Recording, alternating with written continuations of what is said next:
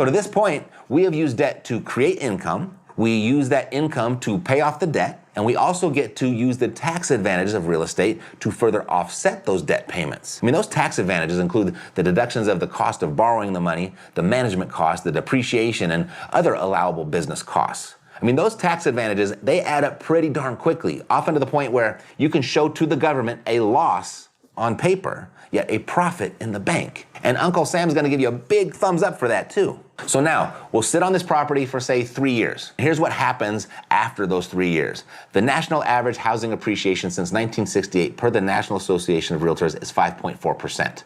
Now I know we've experienced much greater appreciation these last couple years, but I'm gonna keep it really conservative just to show you that the appreciation isn't what real estate is all about. Therefore, timing the market isn't as important as most people think. So let's cut the appreciation down to just 3%, of which would cause the property's value to jump $110,000 after 3 years. And when we add in the 3 years of debt paydown, that gives us a principal paydown of $3,000. And when you factor the original equity with the appreciation and with the principal paydown, all together, that gives us a new equity position of $49,000.